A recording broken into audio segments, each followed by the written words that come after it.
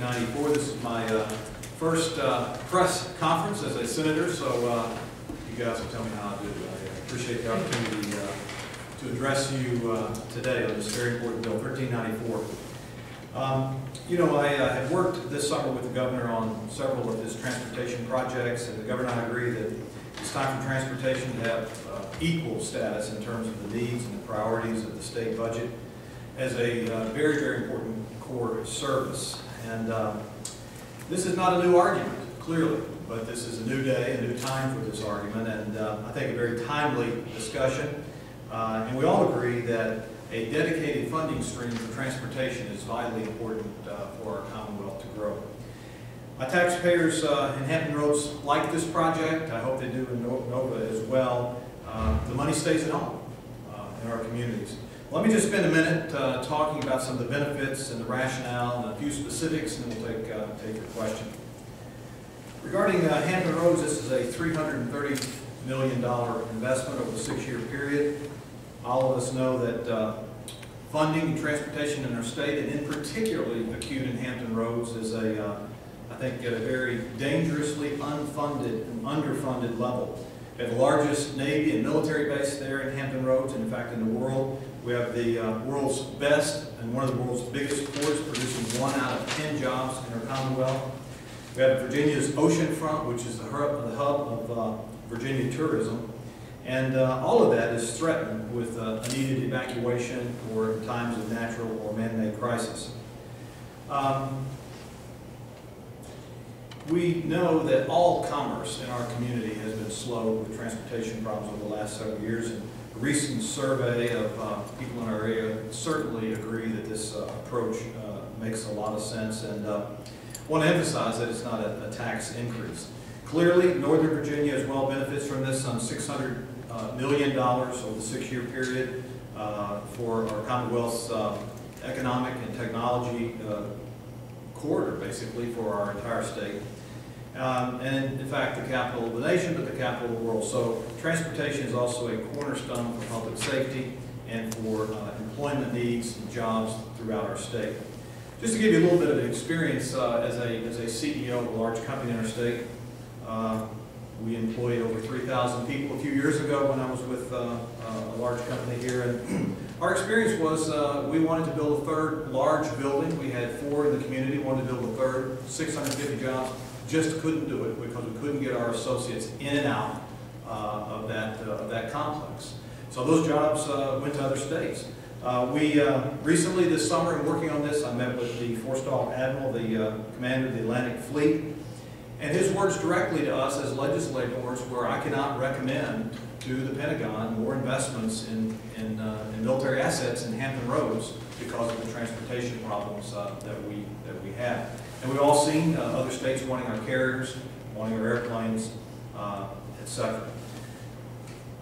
We worked on this over the summer with the governor and with other legislators, and I want to give you a few of the important other bills that you're all aware of. The bond bill, also Senate Bill 1282, which I'm the patron of, which is to incorporate a tax credit for our ports using barges and trains to mitigate transportation issues.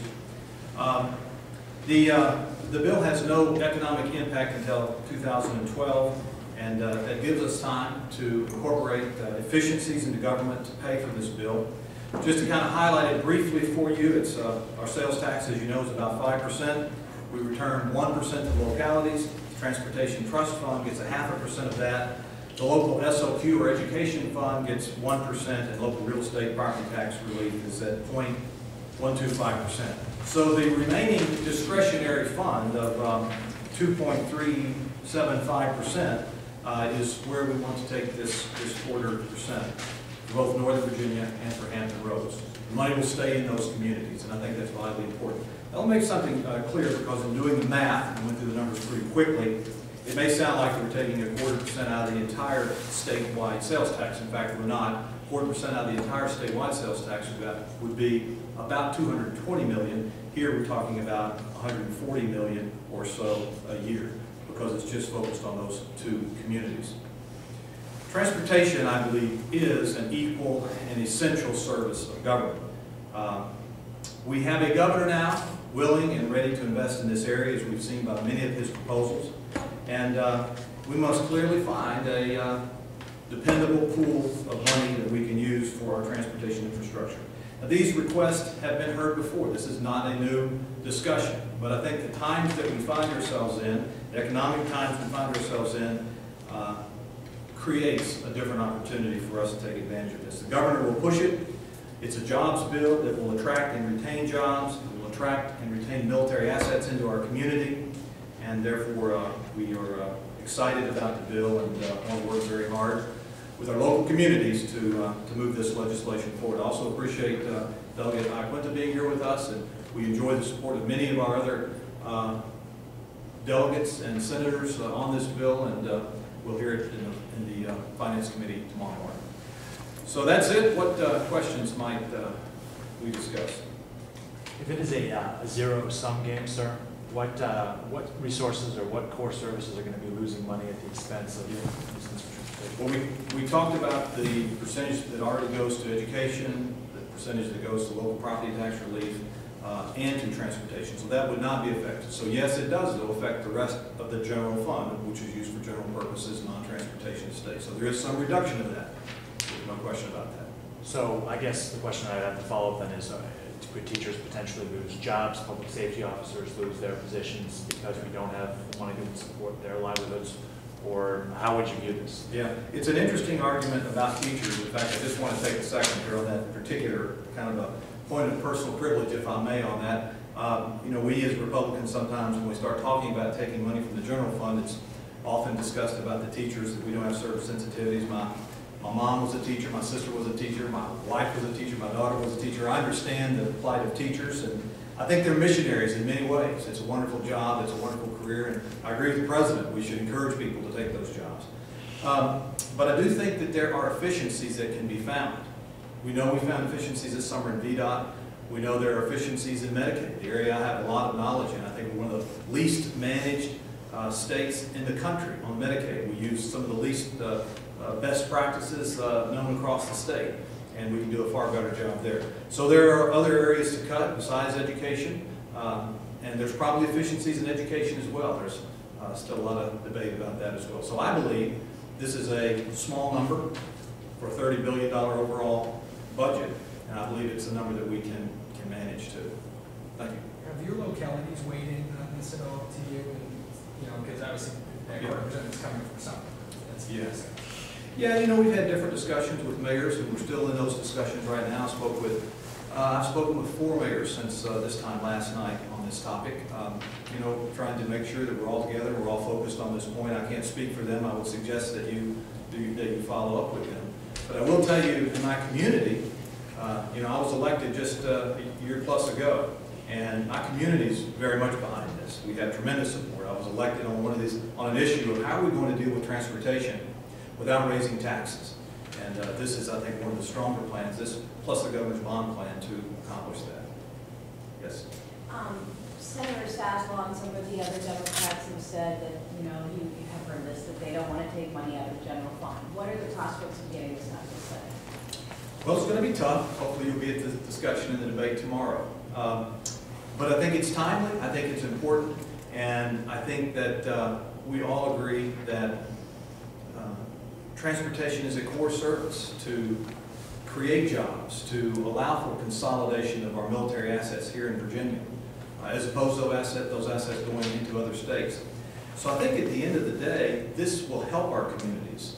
I think we're falling behind as a state. I think we're far less competitive from a business perspective as a state. I talk to CEOs and business people all the time who are locating their assets in other states or in other parts of the states besides Hampton Roads in Northern Virginia. I don't have a problem with that, but I happen to represent citizens of Hampton Roads, and so obviously having that ingress and egress into our community is vital. So I think this actually will help us create jobs. Plus, overall, just this investment right now in transportation at a time where the cost of construction and the cost of debt service is at all-time lows. So I think it's a really important time to invest in that. Senator Sasslaw actually asked for said have the governor send out a tax increase. Why not index the gas tax or raise the gas tax? Why not raise the gas tax? Citizens don't want to pay any more taxes in the area that I represent. They believe they pay enough in taxes.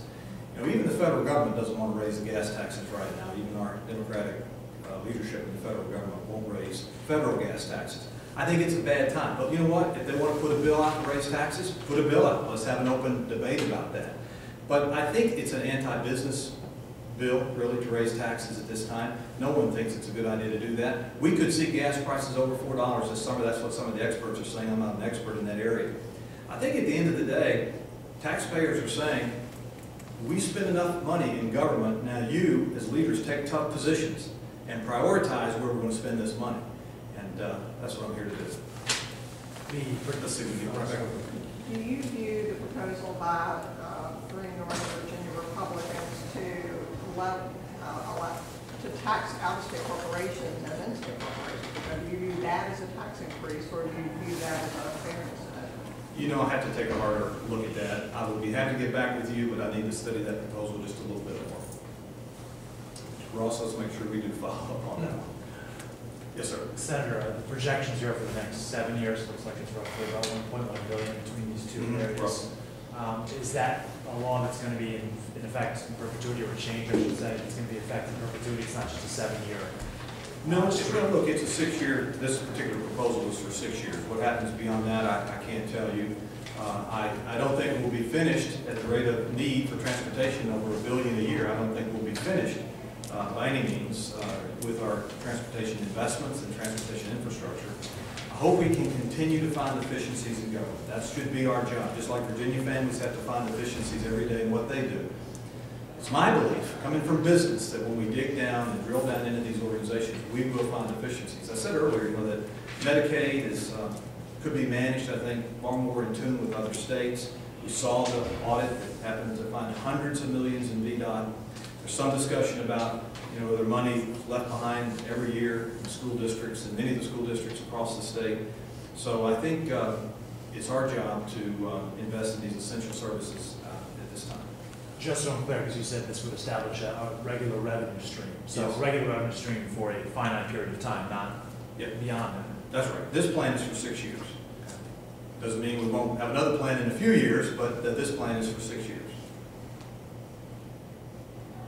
Any other questions? Okay, well, thank you all very much for being here. I really appreciate it. And I meant to introduce Barry Knight, also another delegate that supports this plan, who just joined us.